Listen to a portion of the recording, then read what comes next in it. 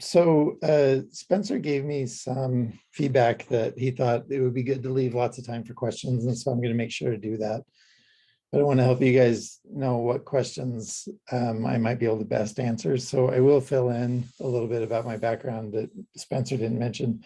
Not necessarily what I'm doing. He actually gave a pretty good review of what I'm doing right now, but I thought I'd give you guys a background of how I came to where I am, because some of those experiences might be relevant in a way that will guide questions that you might have for me. So I did all of my degrees here at BYU. I did an undergraduate in anthropology with a minor in philosophy, a little bit of economics, and then I went to law school. And I went to law school not sure that I wanted to be a lawyer. And then my first summer, I clerked at a big firm in DC, and it was like the perfect setup, and I hated it. And so I was like, okay, this isn't for me. I got to figure out what else I'm going to do. I've been interested in international development type issues, especially microfinance. And so I had connected through a series of fortunate events with a nonprofit in DC called Grameen Foundation USA. They're kind of like the sister organization of the Grameen Bank in Bangladesh. And so I spent a summer there working for the general counsel, and then had one of my main tasks there, and this is something a lot of people don't know, is that if you're a nonprofit that's soliciting donations across the country, there are 39 states where you have to register every year to be allowed to solicit donations. And if you don't, you're breaking the law in 39 different states. And this registration process is a pain in the butt, and it still hasn't been fixed. It's like doing your taxes an extra 39 times a year. And I had the big idea of working with a friend of mine who is a programmer and developing like a TurboTax kind of solution to this. And so at the time, there was a brand new center at BYU, which eventually became called what's now called the Ballard Center for Social Impact. And they had just started, the previous year, they had started a business plan competition for social ventures. And so when we talk about social ventures, we're talking about for-profit or nonprofit ventures that have a social impact as their primary purpose. So we entered that competition and we took third place. I'm still bitter about that because I thought we were the best one and should have taken first. But we did get some connections with some investors there, and we raised from some angel investors what ended up being about $120,000. And this was in 2005, 2006. So we started building this TurboTax thing. It was pretty complicated because you had to navigate all these different requirements. During that, I did a JD MPA at BYU and graduated with those 2 degrees. And then when I graduated, I had to decide what I was going to do, if I was going to go get a job or I was going to work on this startup. And we had gotten this money from investors, so I felt like and my wife and I were praying about it, deciding what to do. We turned down another job offer and we decided to pursue the startup, which then over the next few years failed. And so the failure was for a couple of reasons. One of the main ones was my partner, who was our programmer, was in the National Guard and got called up to flight school to learn how to fly Apache helicopters. And so he left for 2 years to do that, and that kind of killed our business.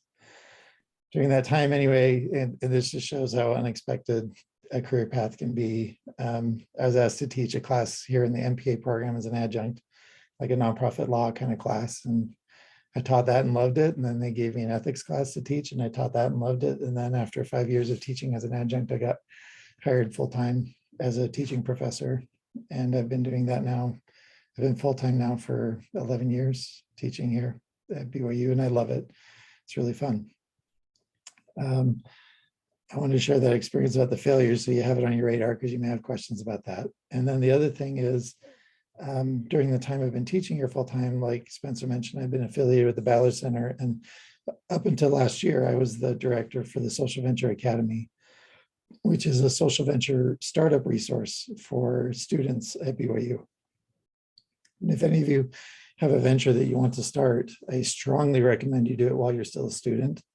I can give you details on why I say that's the case, but I also strongly recommend that. I'm assuming, based on the context here, that your ventures would all have social impact as a heart of what they do. And the Ballard Center and the Social Venture Academy are an awesome resource. You can actually earn what has now become up to $24,000 in milestone funding as you build your venture. And so as you hit certain milestones, as you develop it, you can get this free money essentially. And it's not a competition format, which means that every venture that qualifies with these benchmarks and goes through these hoops, everyone can get $24,000. So it's a pretty amazing resource that way. So that's kind of the other thing I want to mention. That's part of my background. So I've advised a lot of student ventures over the years, easily over 100, and have seen a lot of what has led to them being successful and a lot of what has led them to being failures. So I'll have some thoughts to share about that as well. But before I dive into any of these topics, are there any pressing questions that anybody wants to ask right now to get us started? I have plenty to talk about, but I don't want to talk about stuff that you don't care about. So.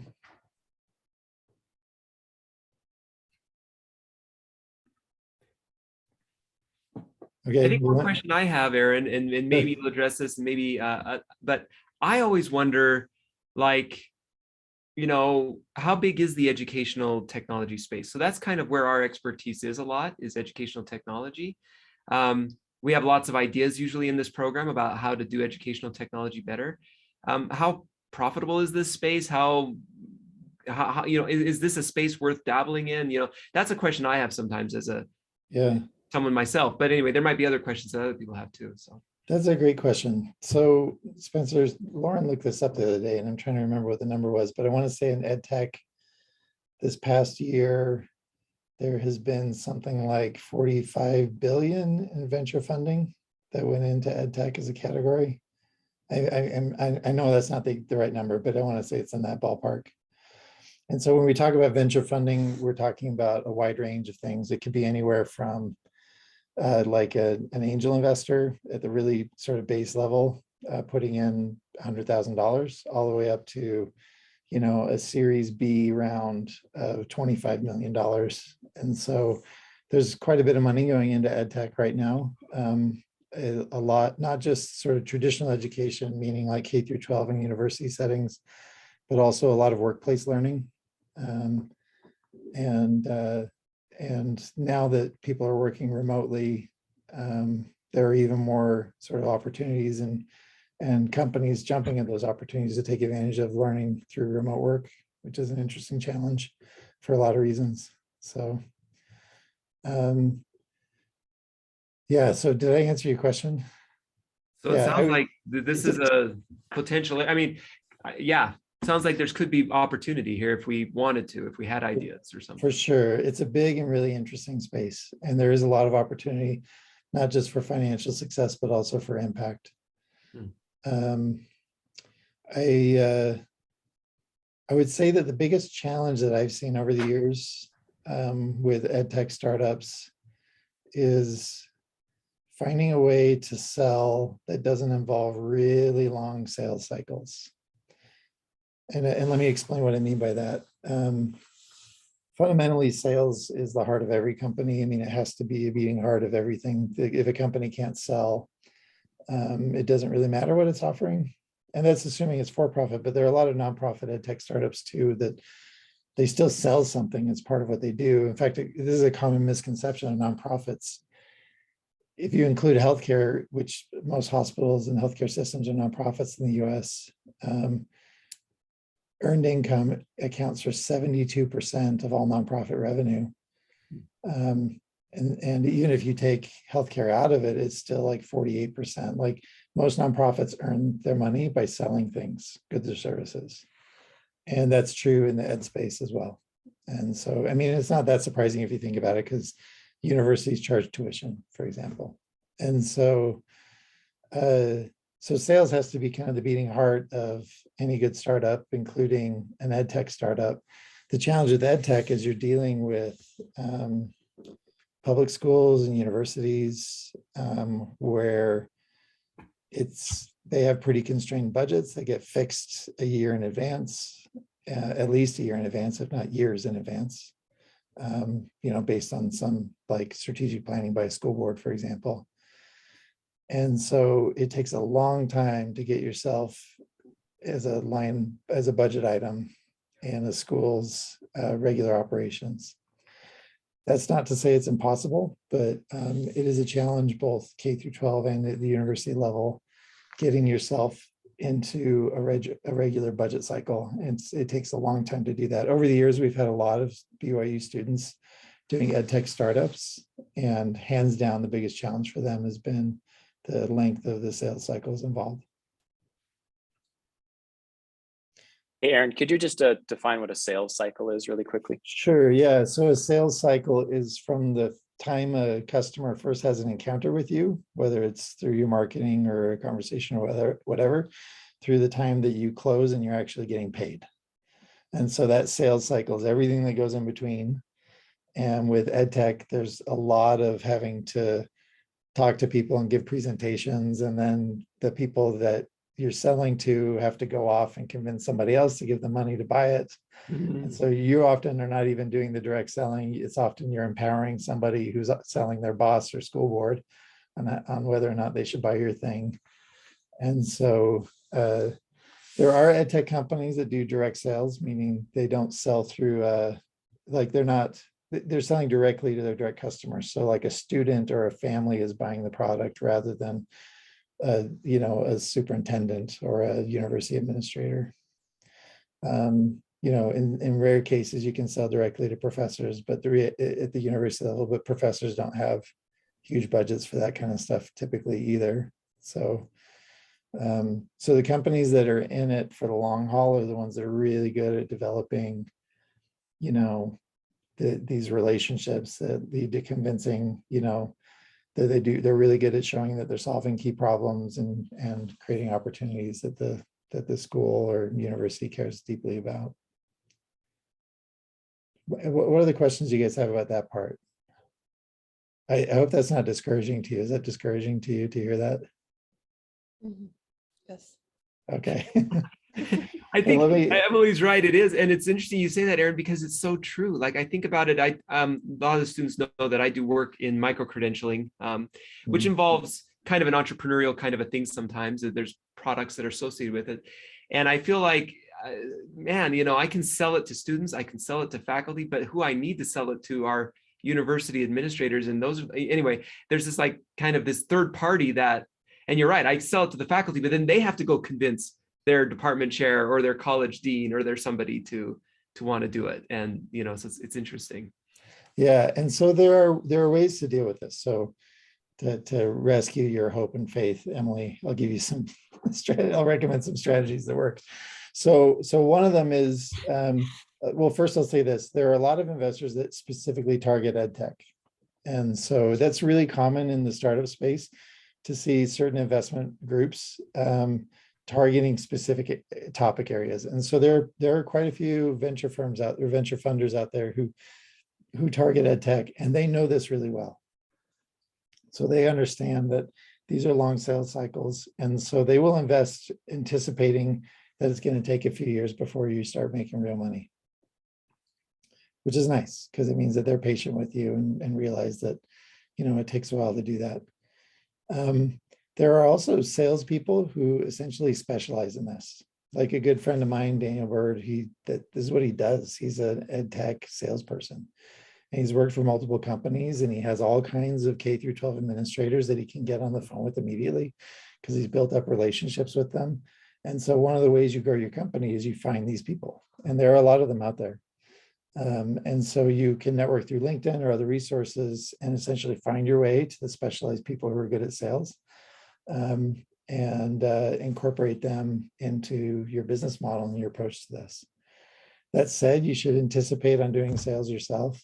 And when I say that, it really turns off a lot of entrepreneurs because they love the idea of putting their expertise into a new venture and idea. And then when they're told, okay, now you also have to be a salesperson, they go, what? Like they feel like there's an injustice there, or maybe they get nervous that it's beyond their skill set. There are actually quite a few good resources to learn the basics of selling. Fundamentally, selling is just about offering people solutions to their problems. And if you take that approach and you're thinking like, okay, what are your problems? You ask them. It's it's sales is almost like design thinking, which is an area that I'm sure that you guys are all very familiar with, where you want to empathize, you want to understand the problem deeply, and then you iterate on potential solutions and to get feedback immediately. Like the best salespeople I know are the ones who do that. It's essentially apply a design thinking approach to sales conversations. And so that I think makes it a lot more accessible to people because it's just about asking good questions and listening. And then you can know what to offer. So that's not all it is, but that's how you get people to actually buy your stuff. So those are a couple of things that help, is knowing that investors who would put their money into ed tech are typically in it for the long run because they know what's involved. And number two, there are a lot of really talented people who specialize in ed tech sales, and they know who to call and how to reach people and how to start those conversations in the process. Can you just to clarify and focus me, what is the Venn diagram for social impact and ed tech? Like, what is in between there? Is there anything like anecdotally would even help? So if there's fuzziness there, it's more on the fault of the social impact circle than it is on the ed tech circle. Ed tech is pretty clearly defined, you know what I mean? Because you just spot the places where people are learning, figure out what technology or other solutions there are to that. And that's the ed tech circle. The social impact circle is one where there's a lot more blurriness about what constitutes social impact versus not. Where there is overlap, it's in, and I think this is probably the best way to see it, is in learning, where are people underserved? Like, who are the people that are getting neglected in the learning process? Whether it's kids in preschool, pre-K or K, all the way up through, non-traditional college students, right? Or first generation college students. The way you would see that overlap is anytime you see learning taking place for those who are underserved, which is where a lot of, in my experience, a lot of the students I've worked with have been focused, is we want to enhance learning for the people who need it most. Is that helpful? Yeah. I have a brother who does social finance, and trying to listen to the two of us talk, I don't see a lot of overlap. So this is useful. Sure, good. So what other questions can I answer about that startup process? So you guys have questions about funding and the pitch, and how does that go? Or do you have questions about your team, or what are the things that scare you or worry you, or any of those kinds of questions?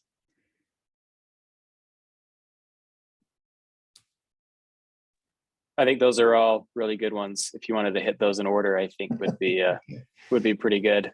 All right. Okay. So let's talk about funding to begin with then. If you're not familiar with kind of the trajectory of traditional like startup finance, I'll just kind of give a quick summary of that. So these are terms that you can know more about. So typically when a startup gets started, it begins with what's sometimes called friendly money. It's sometimes called the 3F funding, which stands for family, friends, and fools. It's sort of like the pocket money that you can convince people to give you to fund little ideas. As far as like dollar amounts, we're talking like, hundreds to thousands, maybe tens of thousands of dollars. And that's that very initial stage, like early money. And then that kind of overlaps a little bit into an area of funding we call pre-seed. Pre-seed is where you're talking to like an angel investor who's willing to put in $50,000 or $75,000. Those investors that are doing that in the really early stages, they typically are getting a bigger piece of your company in exchange for their investment, because it's so early and so risky. They're lucky to have 1 in 40 of their companies actually succeed. And that's a pretty common ratio, actually. Like 1 out of 40 will even be in business a few years later. And so, but they know that if it does well, because they got a good value at the beginning for their investment, it'll be worth a lot at the end. So they just scatter the money in lots of different places and hope that one of them becomes, the next Instructure, for example. And so you sort of have that pre-seed, and then you have seed stage, which is sort of bigger angel investors and venture firms. And what ends up happening is you get, in that stage, it's usually anywhere from a couple $100,000 up to like $1 million to $1.5 million is sort of like what they call the seed stage. At that point, you're getting more involved with investors. Angel investors will sometimes just sort of give you money. They'll answer your call if you have a question for them, but they just sort of like pay attention to all sorts of other things. When you get to that seed stage, you're getting more involved with your investors. You may be more engaged with them, giving them updates on how things are going. And that seed stage is often not one person. It's maybe like a group of people that collectively, they often in venture deals do it's called syndicating them, which means they have like a round of money that you're trying to raise. Like let's say your target is $1 million. So that's a seed round. And then in that seed round, you might have 5 investors that all come in together to fill out the $1 million, and everybody's sort of putting in their piece. They're all getting the same value, like the same. When we talk about valuations, we're talking about what percentage of the company do they buy in exchange for their money. So they get a good valuation at the seed stage. Once you get past seed stage, as your company starts to grow, you maybe aren't making a profit yet, but you have some revenue, you have actually sold stuff. Then that next stage is usually called a Series A. And a Series A is when you're actually talking like venture capital firms. These are companies that are going to be putting in 2 to sometimes 5 million, sometimes more in Series A. And that's money to help you accelerate. So the early money up to this point is to help you build stuff. The Series A is you've already built stuff. You've been selling it to people. You just need to grow faster. You need to hire more salespeople. You need to hire more support staff. You need to hire more designers to help you add new features. And so at that point, that's what a Series A is for. And that's just to make you go faster. And so that's when you get a venture capital firm to fund you there. And then some firms, that once they've done their Series A, they're off and running and they're growing and they're making enough money that they continue to grow out of their revenue. They don't need extra capital. Sometimes a company will do like a Series B or even a Series C, D, E, or F. Theranos, the big scandal company that Elizabeth Holmes is in the news for because she's on trial for fraud. They had, I don't know how many series, because they never actually went public. And so, but they raised about $900 million in startup capital, which is a historic amount. Anyway, so that's kind of like that path, essentially. As you continue to grow and get more investors, they'll be more opinionated about who's on your management team. You might be like the founding CEO, and when you go get a Series A, they might say, we'll fund you, but you need to pick a new CEO. And then you have to sort of step aside and become the chief innovation officer or the chairperson of the board or something like that. So there's a really good book that I'd recommend if you want to explore that space. And it's just called Venture Deals. The name of the author is escaping me right now, but that's the name of the book. Do I have somebody borrowed it from me? Hold on, let me grab the dust jacket.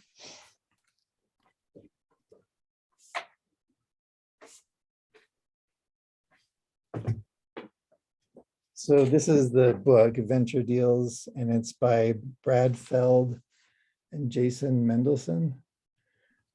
This is a very good book for sort of walking you through the basics, talking you through things like valuations and employee stock options and all the other things that you need to know about as you build your venture. The other piece of advice I'd have for you is when you reach a point, when you get past the friendly money stage, my advice is to set aside some money for a startup lawyer to help you navigate the legal complexities of raising money. There are really good ones in Utah. As you guys know, Silicon Slopes is a real thing and growing fast here. And so there are some really good attorneys with lots of experience in this space. You'd want to set aside $5,000 or so to cover the costs of having this attorney help you through that process of being ready to get startup funding. But that'd be about the budget I'd recommend for that. Okay, what else? We're So gonna, go ahead. oh, I was gonna say that you mentioned the pitch. If you could talk about that a little bit. Yeah, so a really good book that helps you focus on the kinds of things investors care about is called Lean Startup, which I'd strongly recommend. It's kind of it's sort of like the founding book of modern entrepreneurship. It recommends like again, a very design thinking approach to things. Like it's all about, you have a sense of what the problem is. You've learned by feedback and validation what the problem is. You then do a little test of a solution and so forth. When you're pitching to an investor, you're basically just telling the story of the problem you want to solve and why you're going to solve it and make money in the process. And so most pitches have this really basic framework, which is, here's the problem, here's the solution we have in mind, here's the market, meaning this is how much people are willing to pay to have this problem fixed, here are the other people who are trying to do it, and then here's why we're the ones you should put your money into, which is, we're a great team, here are our projections of why we're going to be successful, and so forth. A good pitch you can usually do in 10 minutes.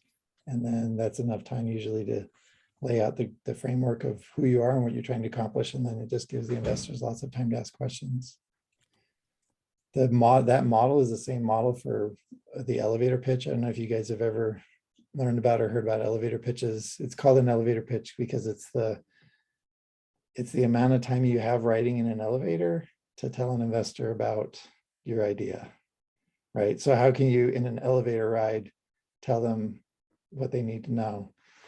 The recipe there, again, is really simple. The best elevator pitches have 3 sentences. And I don't mean like 3 topics. I mean, you get 3 sentences. And the first sentence is, here's the problem. The second sentence is, here's the solution. And the third sentence is, here's where we are right now. Like what's next for us is the idea. And so I can still give the elevator pitch for my company that failed, right? There are 39 states that require charities to register before they solicit donations, which is a big pain in the butt. We're developing a software problem solution that's like TurboTax that makes it easy for charities to register nationwide. Right now we're dead, but it would have been something like we're pitching to investors. We're opening it up to beta customers. It's whatever's relevant.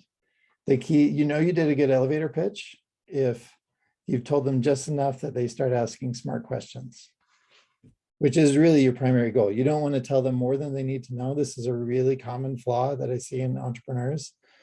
As an entrepreneur, you build up this massive amount of expertise in your head. And anytime you talk to somebody, you just sort of like unhinge and dump it all on top of a person. That never works. What you want to do is give them just enough information so they ask smart questions. Because you want to be addressing what they care about, not what you know or care about. So that's kind of like the big picture of a pitch. And for that, you'd have like a slide deck or a pitch book or something. And then the other side of it is the elevator, ride that you have a minute at most. So I'll make a comment on that, Aaron, really quick. I think the Yeah. longest pitch thing I've ever done was for 6 minutes. That was the longest one I've ever had. And most of them in a 3 to 4 minute range. So these were mostly competitions, but that's not, for us in education, we're like, what? There's not enough time.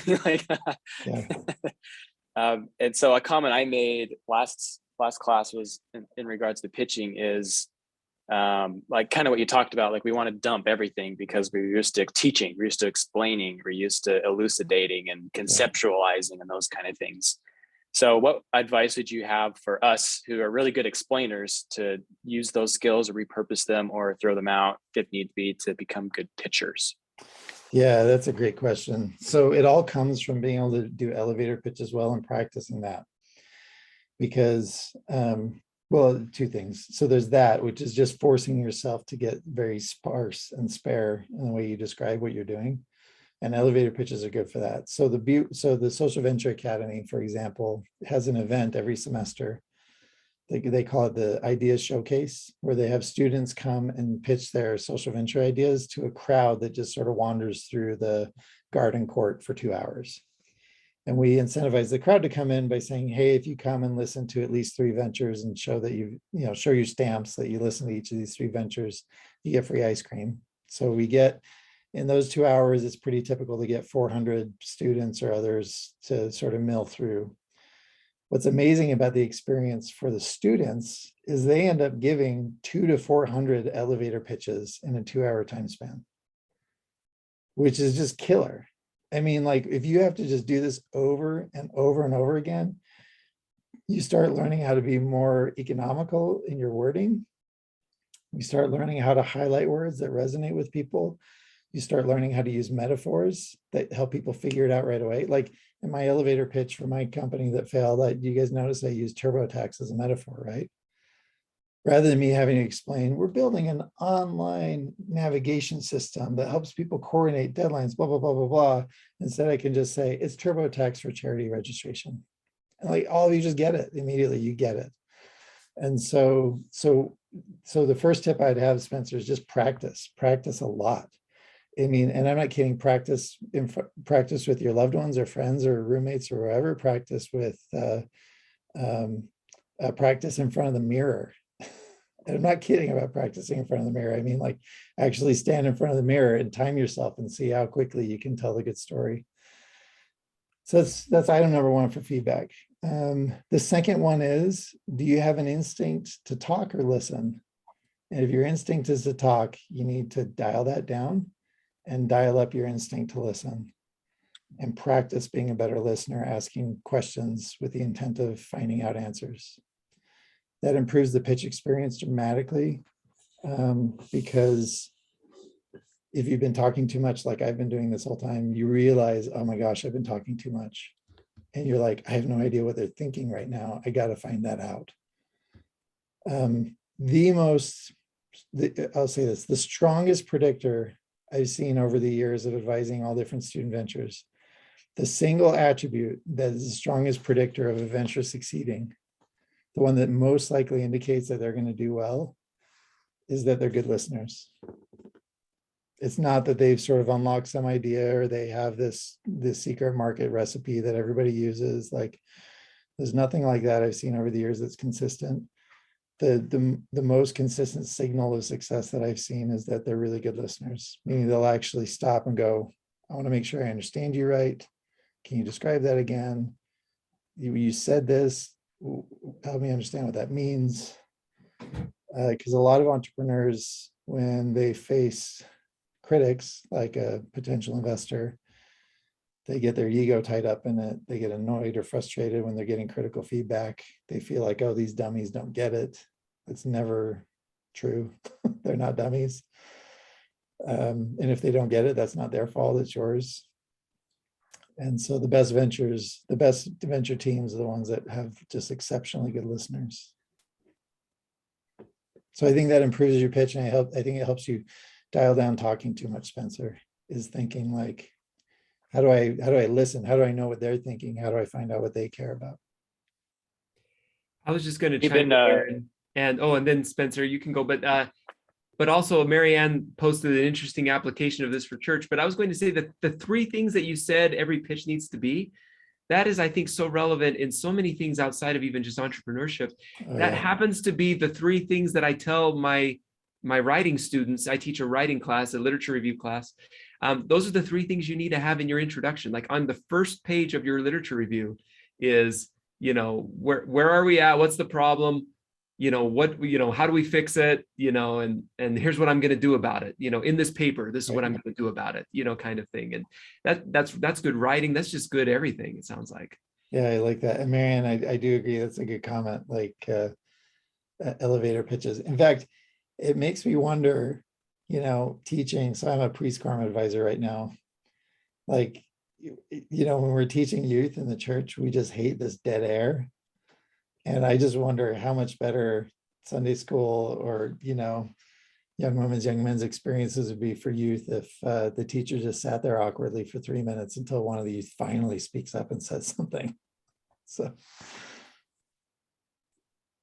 Cool. So Aaron, maybe something, you said a lot of things that at least resonated with me, but you validated what I was doing, so thank you for that. I appreciate it. So at least I think so. Maybe nobody else does.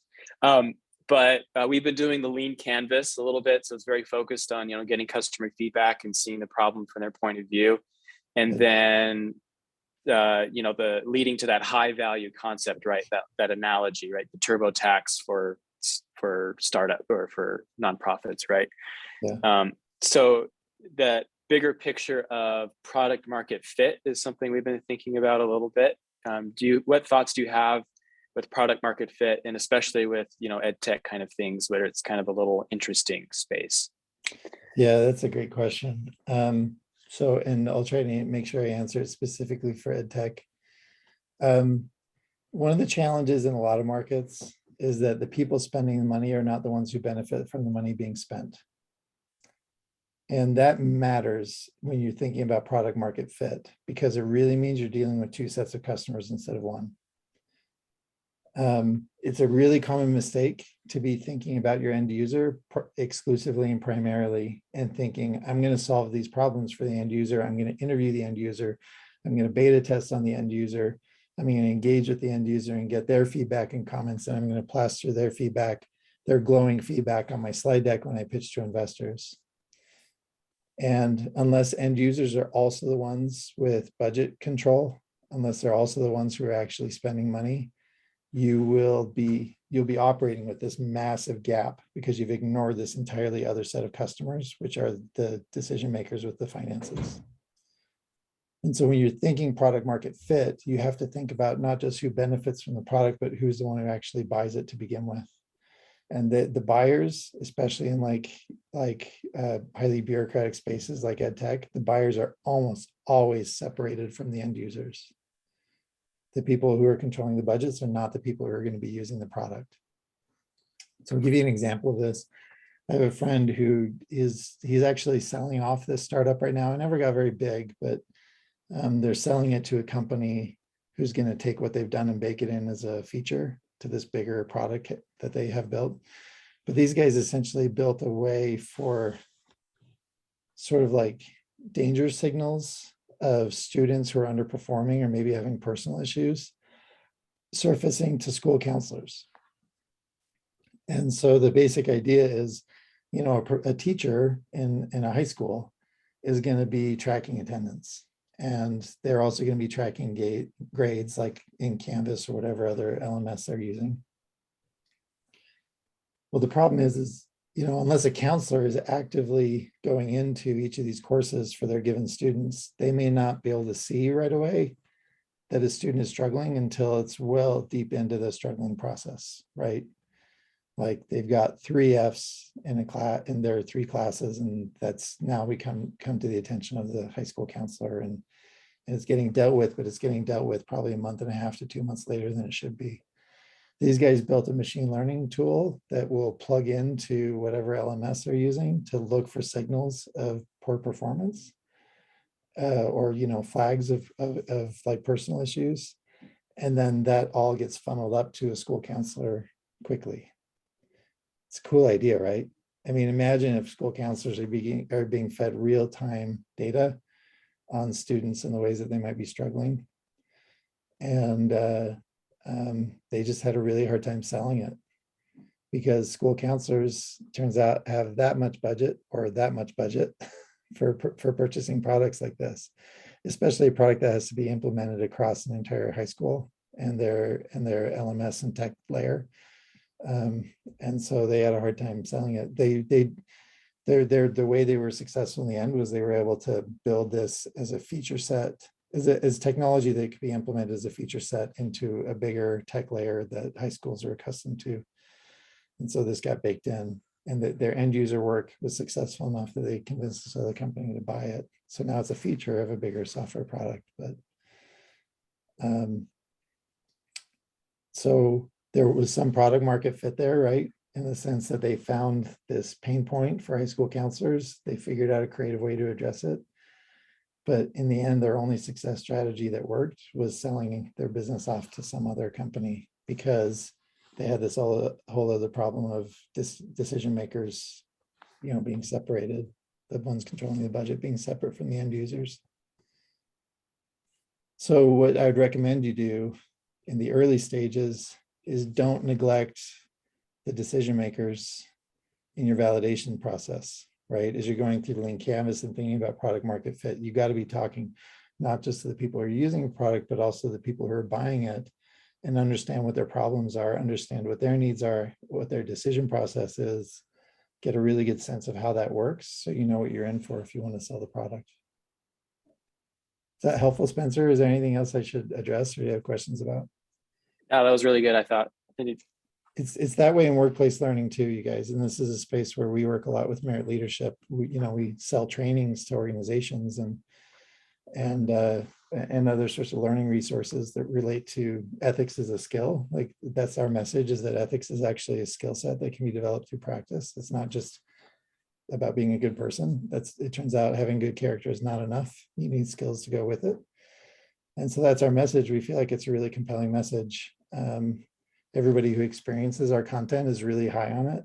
The challenge is we have to make sure that it's the decision makers that are experiencing our content, not just the end users. And in that case, it's going to be learning and development people or ethics and compliance people. An interesting challenge we've encountered is that ethics and compliance people don't have very big budgets either. And so we've had more success getting ethics and compliance people to partner with learning and development people who have more of a budget for spend on stuff like this. So, yeah. It's fun. It is fun.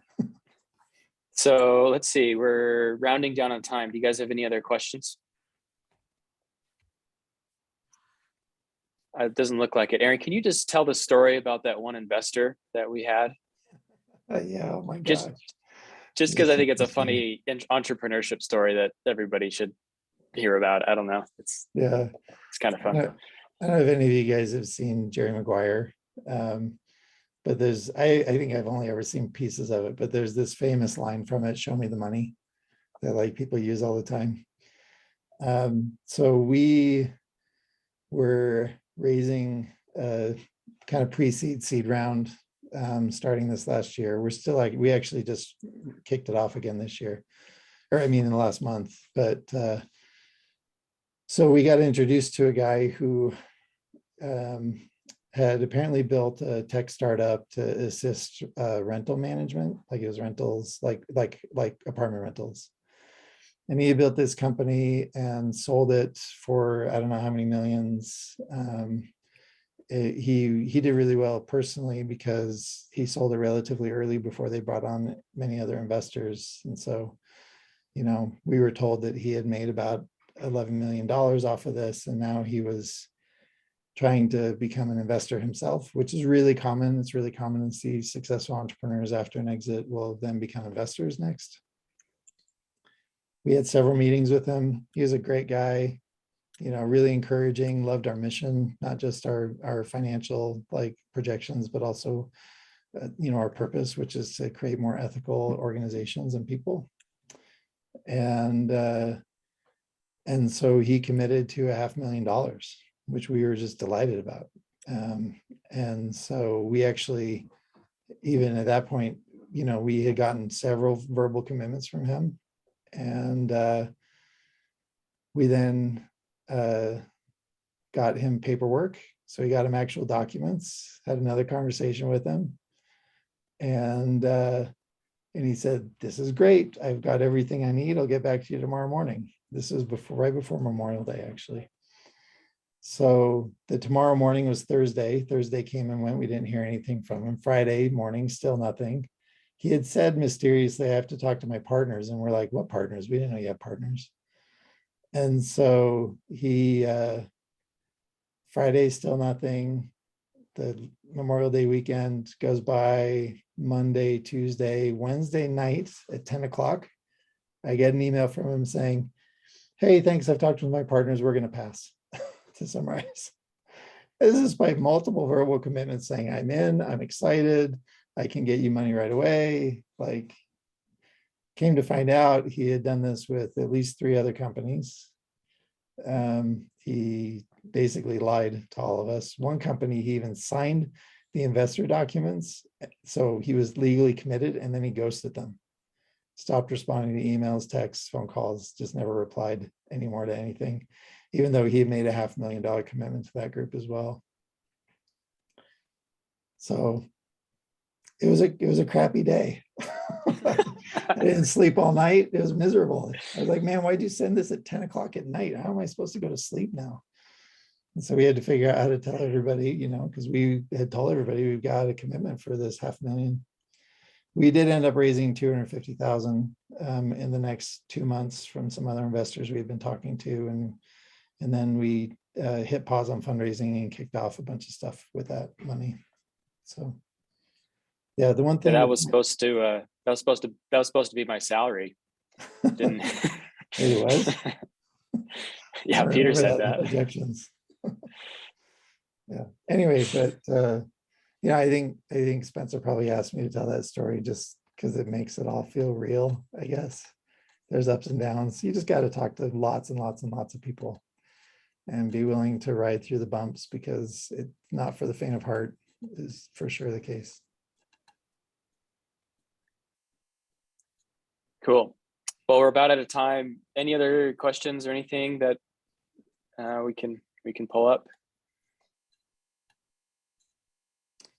If any of you, I'll make an offer. If any of you have venture ideas and you want feedback, feel free to reach out. My email is just aaronmiller@byu.edu, and I'd be happy to put that in the chat. I'd be happy to give any of you feedback on what you're working on, point you to resources. The law school has some legal resources for startups. The Rollins Center and the Ballard Center both have resources for startups. There's BYU is ranked, depending on whether you're talking undergrad or EMBA, BYU is ranked either in the top 15 or the top 5 for entrepreneurship in the country. And so it's a good place to be working on new stuff. And so, Aaron, that offer would be, even if we just wanted to just say, is this idea even worth pursuing? Is it worth, that kind of a thing, which I think is just awesome. And I think that's one of the benefits of being a student, is that we have resources like yourself and the Ballard Center and the Rollins Center. Maybe a last question before you sign off for us. What if we graduate, because we're head down trying to get our degree done, and now we have some ideas, now we have some training, we actually know how to create ideas and create good education, but now we're not a student anymore. Is there any kind of alumni network, or where can you go just to bounce some dumb ideas off people and see whether it's worth pursuing? Yeah, more than ever, there's a mountain of online resources and communities to engage with. And a lot of them are even topic specific. So it may be the case that I guarantee you there are ed tech forums. I've never gone looking for them, but I guarantee you they exist as, Slack communities or other resources for people to engage on things like that. So that's a great way to get feedback.